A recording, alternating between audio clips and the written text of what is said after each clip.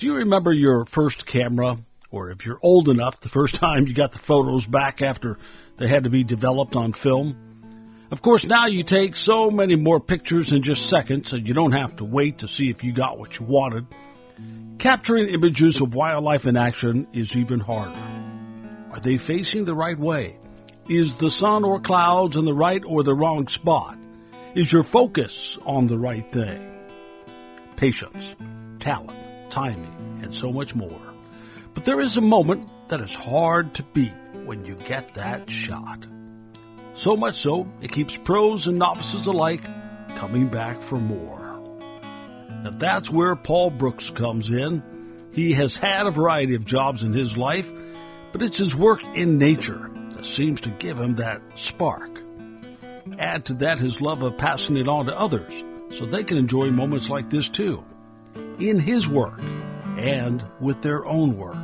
My name is Paul Brooks. I am a photographer and videographer, wildlife, storms, you name it, and I do powder coating for a living. What got you into photography? I think the thing that got me into photography the most was just a natural love of nature. I liked going out in nature, and then I figured I might as well start documenting it. So that's what got me into photography. It evolved from just animals to storms and a whole bunch of other things. How old were you when you started photography? I started my first film camera when I was 16. Do you remember that feeling when you looked at the first few images that you captured? The first time I developed one of my shots, yeah, I remember that. It's unlike any other feeling in the world. So let's talk about the excitement level after almost 3 decades. When you hear about a bird or an animal that you maybe haven't gotten yet on camera or haven't gotten a good shot, do you still get excited? To a certain extent, yes. There's a little bit of anticipation that comes with knowing, hey, I'm going to go try to get a couple of photos or videos of this specific species. It's tempered over the years to where it's less of a true excitement and more just, okay, how am I going to do this? How am I going to do this? How can I frame this to tell a story better? In telling that story, where did you learn the techniques for that, or are you self-taught? Or? It's completely self-taught. I see things in my mind that I kind of want to tie together. I see what others have done and try to emulate that sometimes, but also put my own little spin on it. So the other day I spent two 6-hour days trying to get a special shot of a trumpeter swallow. And you probably had the same feeling where I got all these other shots, but I wanted one of it landed in the water somewhere close enough. Yes. And you get determined to get the shot. Oh yeah. And sometimes it just doesn't happen. Sometimes it just doesn't happen, and that's where patience and perseverance comes in. Sometimes it's 2, 3, 4, 5 days before you get exactly what you're looking for. It's time well spent, in my opinion, because that shot combined with what else you got can tell an even bigger story sometimes. Yeah, plus it just feels good to get that shot. Yep. You know, you get that internally, yeah, I got that. Sometimes it's not just internal, sometimes it's external too. There's a little bit of excitement that gets out.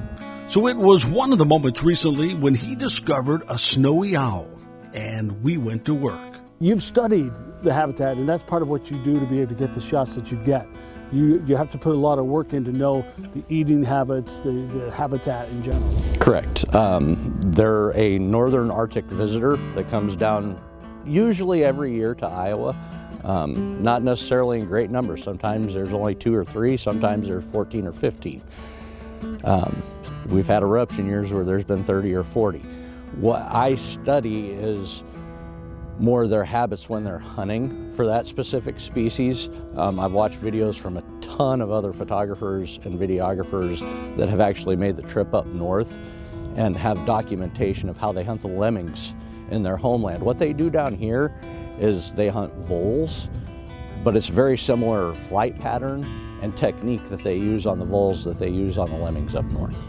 So that gives you an idea of where to stage, if you will, where to set up and anticipate it's going to go potentially from here to there? Yes, and I also watch their movements. They will tell you when they're getting ready to move and which direction they're going to move actually. If you pay close enough attention to their talons and their wings, they will tell you which direction they are going to go. They are a very large owl compared to most species except for the great horned and the great gray. And coloration-wise, there's no other owl in the world that is mostly white with a little bit of barring on it. They're absolutely gorgeous. Now, an owl sitting still is one thing, but how can you be ready for the moment when it takes flight? In my case, I prefer a slightly overcast sky. That way the bird is evenly exposed for. I will photograph them in what most people call good light, but I tend to prefer cloudy days for the snowy owls. I figured out my exposure settings for them, so I know exactly where I want to be at as far as my exposures are concerned.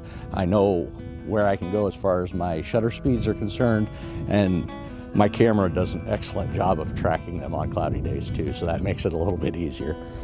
And there is a peace out in this field, a peace that works its way inside of you.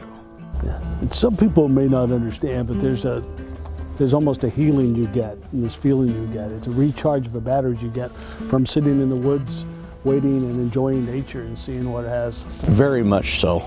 For me, it's a physical recharge, and it's also a mental recharge.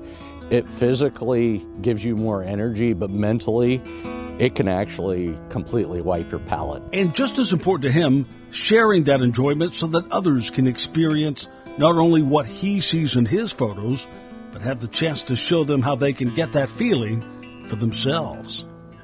What is it about it that you like the most? What brings you joy?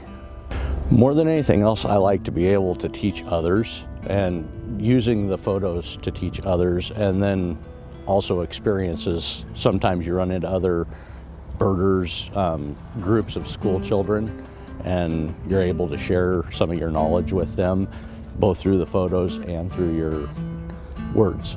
Absolutely one of the best feelings in the world. I love to be able to teach others, especially when it comes to photography. So when somebody takes something that I've taught them and comes back with a shot that makes their day, it makes my day. When I'm able to teach others about just nature in general, not just photography, but nature in general, and then they're able to go out on their own and find a species that they've never seen or that they've never heard or documented before, and they come back, hey, this made my day, that makes my day too. Thanks to our sponsors, Peterson Plumbing and Heating, QCA Pools and Spas, and Morrison Community Hospital.